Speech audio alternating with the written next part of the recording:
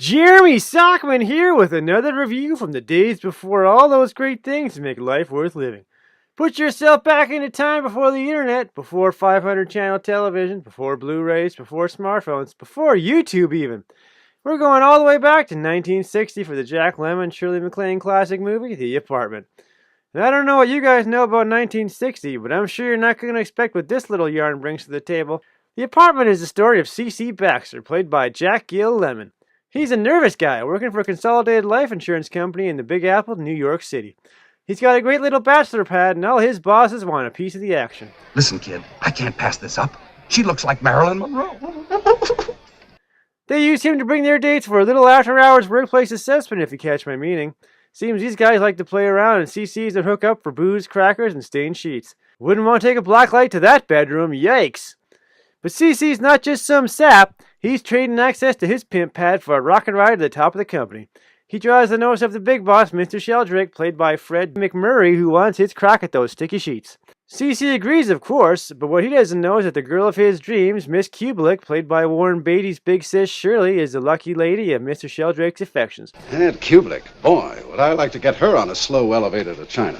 So we get one of those Three's Company plots where CC's in love with Miss Kubelik, but she's in love with Mr. Sheldrake, but he's just playing the field to get away from the boredom of married life. You know, you see a girl a couple of times a week just for laughs, and right away they think you're going to divorce your wife. Now I ask you, is that fair? No, sir, it's very unfair. Especially to your wife. Yeah. Well, something's got to give, and Miss Kubelik decides she can't take all this attention and pounds back some sleeping pills to end it all.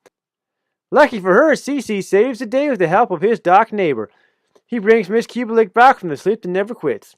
You'd think she'd start to notice him after all this, but you'd be dead wrong. See, CC's one of those incel guys, always whining about other men getting the girls, and this just turns Miss Kubelik off. As a matter of fact, I'm sort of flattered.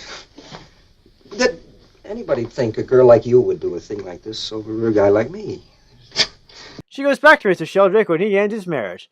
Wouldn't you know it? Spoiler alert, CC can't take losing and walks out on the big promotion and his job. When Miss Kubelik hears about that, she feels real sorry and rushes off to play cards with him on New Year's Eve. The Apartment was something I never expected to see. It's as stunning an indictment of workplace sexual harassment as I could imagine. The woman in this movie can't go 5 minutes without being hit on by the cads at Consolidated Life.